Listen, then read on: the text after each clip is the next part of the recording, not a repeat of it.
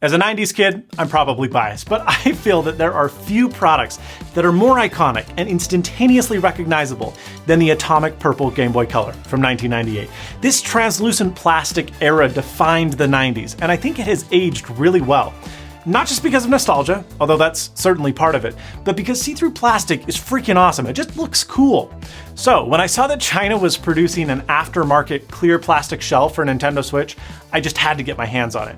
I ordered it through Alibaba, although now you can get it through Amazon, and when it finally arrived, I thought, holy crap, this thing looks good, because it did. Now, the clear is cool, that's the color it came in, but I felt that atomic purple was a much cooler color. So I set out to dye the shells that I had received using RIT fabric dye, which I've actually used before to dye keycaps. Unfortunately, the only way I could get the dye to actually take was to crank the heat up so high that it melted the plastic. And in doing so, the plastic also became opaque. It just wasn't gonna work. So I started to get a little discouraged, thinking, how on earth can I dye these? You see, these shells are ABS polycarbonate, just like the real Nintendo ones, which I've learned are notoriously difficult to dye after they've been injected. Nintendo and every other company will color the plastic before they make whatever they're going to make, but I don't have that luxury, so I had to find an alternative. Now, a Twitter follower suggested that I try an optical grade lens dye, the stuff that they use to dye sunglasses. This seemed more promising because it would work on the ABS polycarbonate and it would maintain the optical clarity of the plastic, because again, it's intended for sunglasses.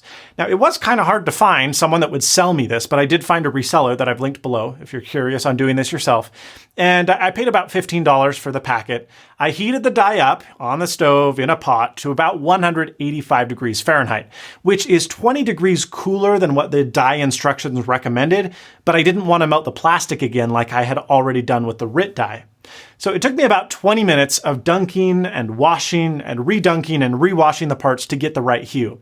But when I finally got it, oh baby, these looked amazing. Now, when I went to Twitter to brag about my awesome, one-of-a-kind atomic purple Switch, a follower told me that, sorry Gwen, China has started to manufacture their own atomic purple parts for the same price as the clear ones. Oh, man, I wanted to be the first one. But on the plus side, if you want to have an atomic purple Switch, you can, and you don't have to go through any of the annoying steps that I did. But you will still have to tear your Joy-Cons apart, as I needed to in order to install the new controller cases. Luckily, it's pretty easy. Now, I'm not going to go through a step-by-step process because honestly, it's pretty easy to figure out on your own, and there are also really great step-by-step guides on YouTube if you get stuck. But I did want to show you a few of the neat parts that I encountered during the disassembly.